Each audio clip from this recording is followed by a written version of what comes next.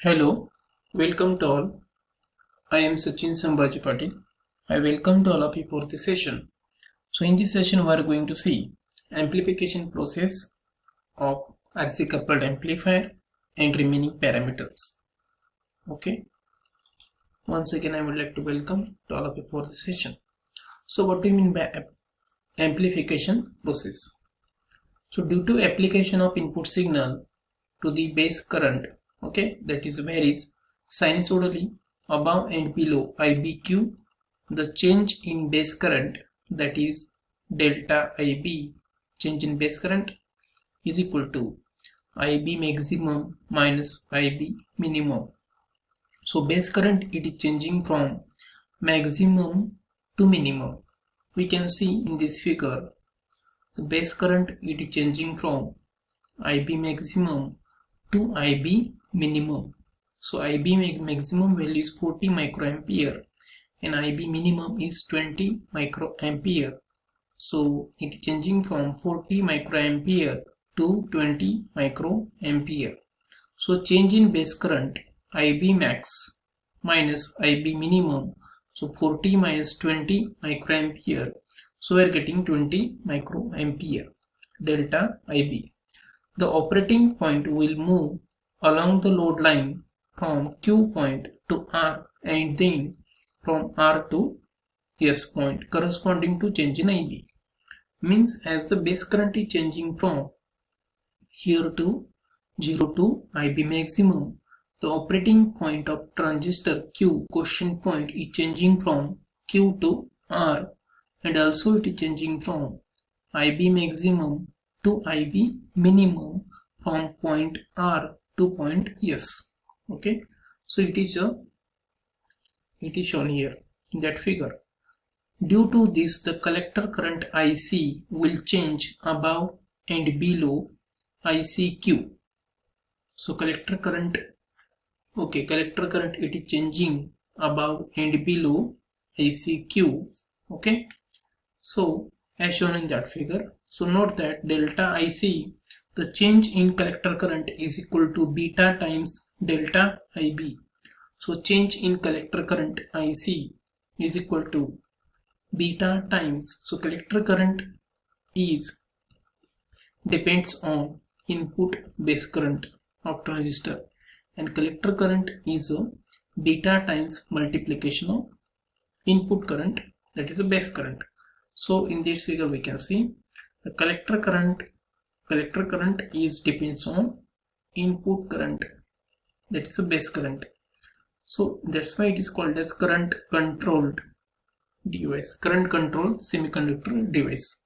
So BJT, it is current controlled, and FET, field effect transistor, is a voltage controlled semiconductor device, because in FET output current is depends on input gate to source voltage, but in case of BJT, bipolar junction transistor, output current, that is collector current, is depends on input base current. So collector current is a beta times multiplication of input base current. So IC is equal to beta times IB. So it is happening in that. So delta IC is equal to beta times delta IB. So IC is also changing from IC maximum to IC minimum, and IB also changing from IB maximum to IB minimum. But IB, it is in microampere and IC, it is in milliampere. So definitely the beta is 100. So that's why it is converting the microampere to milliampere, means there is an amplification of the signal is taking place. IC is beta times IB, and also there is a voltage variation also taking place. Okay, and output current, collector current, it is a beta times base current of transistor, and beta is 100. That's why microampere is converting to milliampere.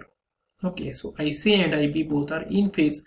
There is no any phase shift in the base current and collector current, but there is a phase shift in the output voltage, that is the collector emitter voltage, VCE.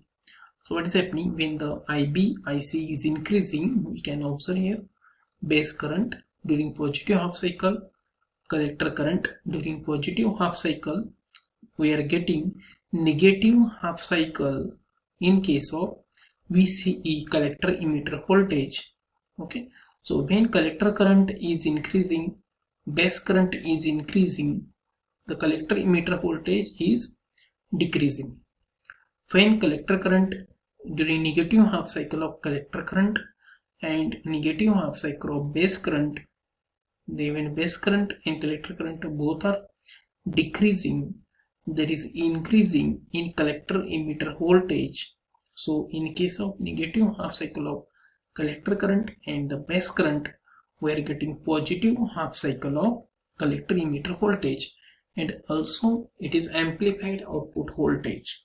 Okay, and there is 180-degree phase shift in the output voltage, but output current is in phase with the input base current, but output voltage is 180-degree phase shifted.